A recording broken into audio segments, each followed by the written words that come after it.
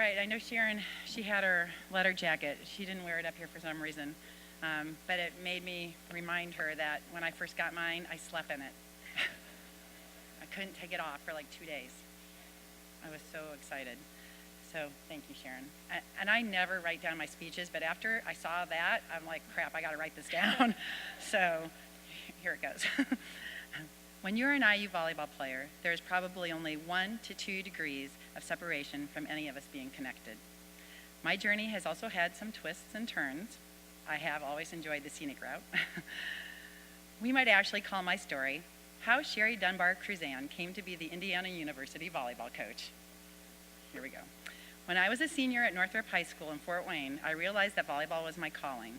I decided nothing was out of reach for me, so when my brother moved to California in the summer of 1977, that would be an OMG, I know, I hopped in the car with him and headed for the land where volleyball was queen.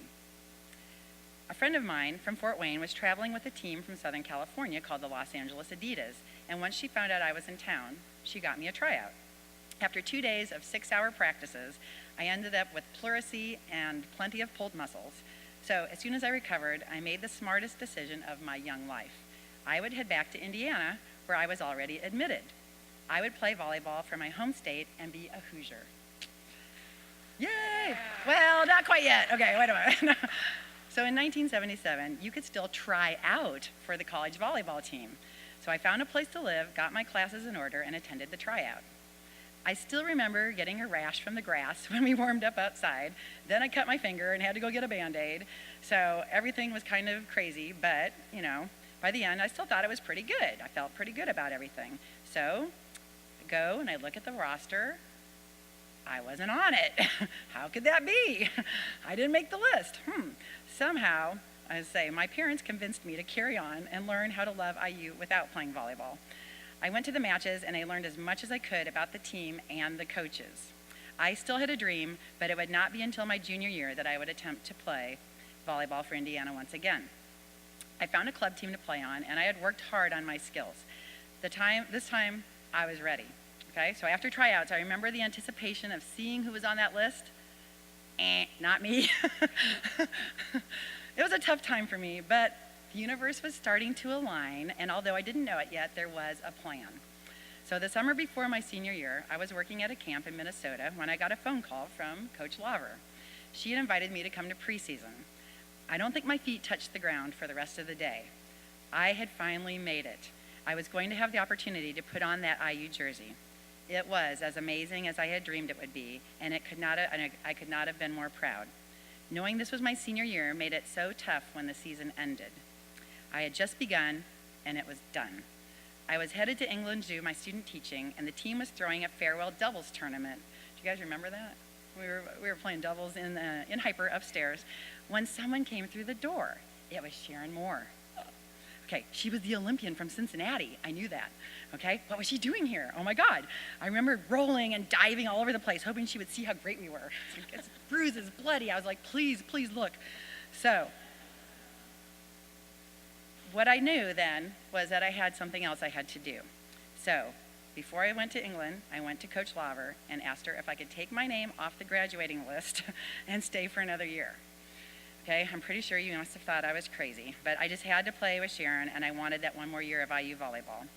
I said, I don't know what you were thinking, Ann, but you're the one that made this all happen. Okay, you had to think about it, but before I left, you told me I could take my name off the graduating list, so I did that. So just knowing all that, looking back, if she would have kept me my freshman year, then I would have never met Sharon. Okay, so that's part of the plan. So you knew it, maybe. I don't know how you did, but thank you. So that's what I learned from that, okay? The other part is that Sherry most likely would not have ended up being here at Indiana because part two.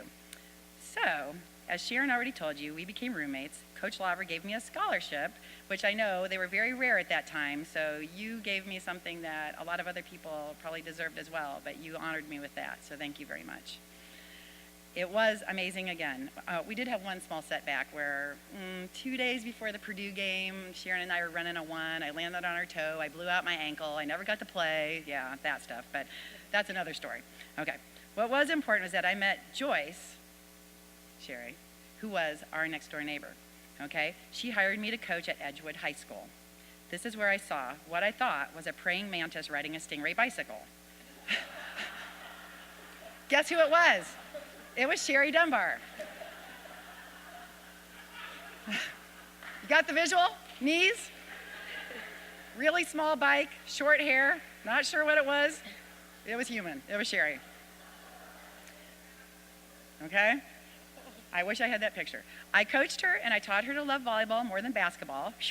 And then she became the first player I ever coached to get a scholarship to play college volleyball. She had an amazing career at Ball State, and after she graduated, she moved to Southern California, which, this is the next twist in the story. So after I was the graduate assistant for Tom Shoji here at IU, and then I went to Penn State for 3 years to be Russ's assistant, I went out to the University of San Francisco and got the head coaching job there. So I called Sherry to let her know, and although there were a few challenges, and actually I don't have to go into a lot of details here, I asked her to be my assistant coach, and she said, yeah, let's do it. So, okay, so she moves in with me, and we spend 4 amazing years together. Well, then she moves on to Bigger at the University of Tennessee.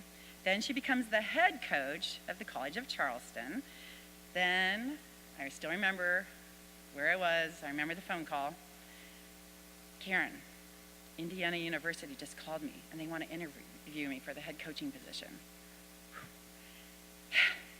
At that moment, it was like the universe started singing and dancing. My little praying mantis was going to coach my alma mater. Once again, my feet did not touch the ground all day. Sherry, I could not be any more proud of you. Look what you have helped to build. Okay, I want us to all raise a glass, even though it's not whiskey, to Sherry and to her assistant coaches. Okay, this is an amazing day. Look around, okay? Thank you for honoring all of us. Okay, I hope this will become another IU tradition. Right, I got a drink.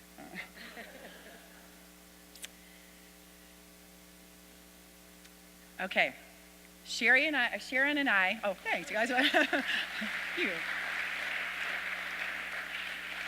Sharon and I were together for Sherry's first banquet. So as we come full circle, here we are again. My dearest friend, my maid of honor. How could you have known, Ann? How could you know all that? Huh? What you taught me and what you have given me cannot be put into words. It is felt with the heart, and it is overflowing with gratitude. And I never got a chance to tell you that, so thank you. As I look at all of us and the 40 years we have shared as players and coaches, I want us to remember the connections we have.